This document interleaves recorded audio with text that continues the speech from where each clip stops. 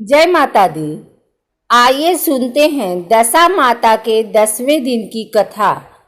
एक गांव में एक बुढ़िया ब्राह्मणी रहती थी। वह बहुत गरीब थी। उसके एक बेटा था।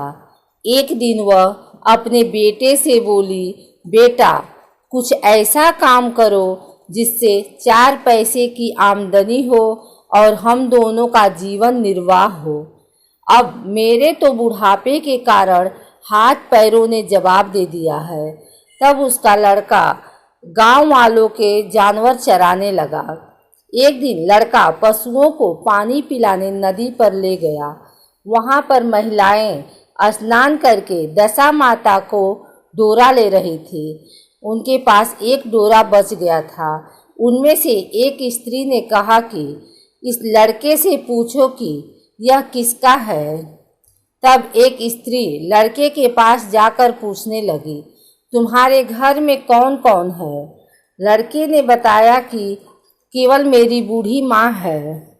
स्त्रियों ने लड़के को एक डोरा देते हुए कहा कि तुम इसे ले जाकर अपनी माता को दे देना और कहना कि इसका पूजन और व्रत करें।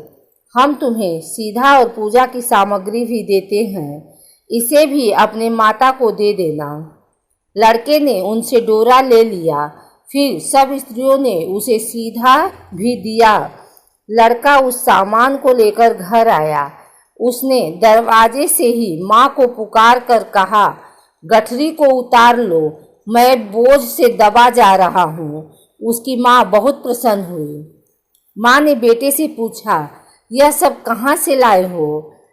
लड़के ने माँ को सब समाचार सुनाकर दशा माता का डोरा भी दे दिया। बुढ़िया ने डोरे को लेकर माथे से लगाया और उसी दिन से व्रत करने लगी। 9 दिन तक कथा कहानी कहती रही। 10वें दिन उसने डोरे की पूजन तैयारी शुरू की। वह देहरी के बाहर गोबर से लीप रही थी कि उसी समय एक बहुत ही गरीब बुढ़िया आकर बोली कि क्या कर रही हो बहन। उसने जवाब दिया कि आज मेरे घर पर दशा माता का पूजन है, इसलिए लीप रही हूँ। उस बुढ़िया रूपी दशा माता ने कहा, मुझे बहुत प्यास लगी है, थोड़ा सा पानी पिला दे। इस पर लड़के की माता बोली, मैं तो इस मिट्टी के बर्तन से पानी पीती हूँ, मेरे यहाँ लोटा लुटिया कुछ नहीं है। तुमको पानी किसमें भर के दूं? एक कटोरी ही मेरे घर में है, पता नहीं वह कहाँ पड़ी होगी। जरा तुम ठहरो, मैं कटोरी ले आऊं, तब तुमको पानी पिलाऊंगी। बुढ़िया हाथ धोकर अंदर कटोरी लेने गई। इसी बीच दशा माता, जिन्होंने बुढ़िया का रूप धारण कर रखा था, उसके मटके रखने की जगह पर एक सोने का घड़ा रखकर अंतर ध्यान हो गई। बुढ़िया कटोरी लेकर मटके के पास गई। वहां सोने का घड़ा देखकर घबराई। वह मन में सोचने लगी कि मुझ पर बुढ़ापे में चोरी का नाम लगेगा, मैं चोर कहलाऊंगी। वह इस चिंता में दशा माता रूपी बुढ़िया को खोजने निकली। तब तक उसका लड़का भी घर आ गया था। उसने माँ से पूछा, तुम किसे खोज रही हो। उसने बताया, अभी सीढ़ अवस्था वाली बुढ़िया आई थी और यहाँ सोने का घड़ा रखकर न जाने कहाँ चली गई।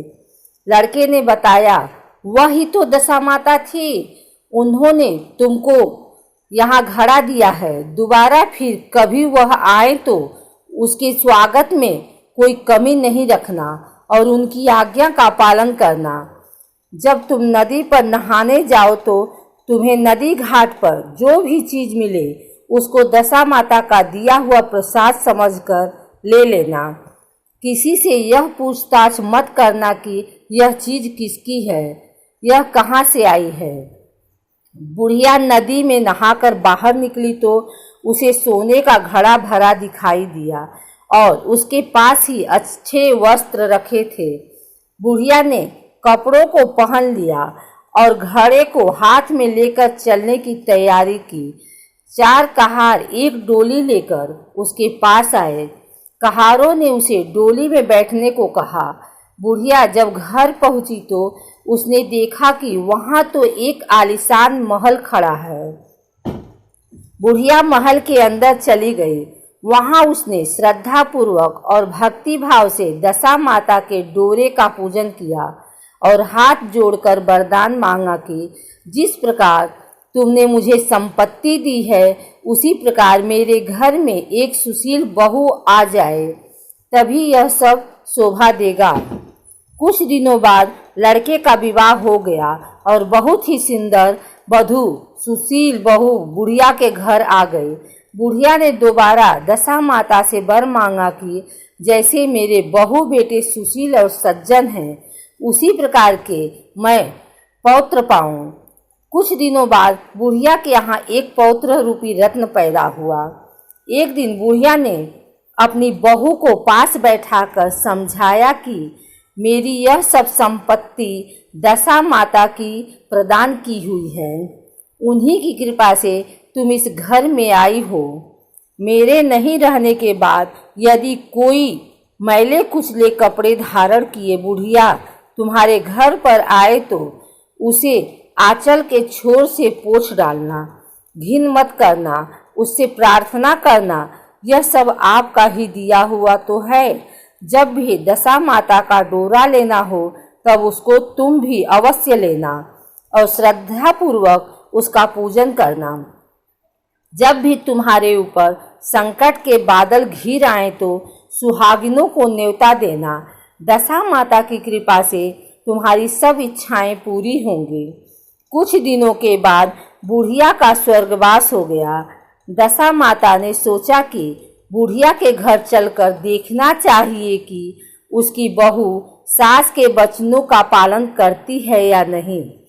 एक दिन दशा माता ने वर्धा भिखारिन का वेश धरकर उसके घर गई। उसे देखते ही बहू खड़ी हो गई, उसके पांव छुए और बालक को उसकी गोद में डाल दिया। उसकी श्रद्धा भक्ति से दशा माता बहुत ही प्रसन्न हुई। उन्होंने आशीर्वाद दिया कि तेरी धर्म बुद्धि है, भगवान तेरा सदैव कल्याण करेंगे, भंडार भरपूर रहेगा, तू जो इच्छा करेगी वह तुझे अवश्य प्राप्त होगा। दशा माता ने जैसे कृपा बुढ़िया ब्राह्मणी पर की वैसी ही कृपा भक्त जनों पर बनी रहे।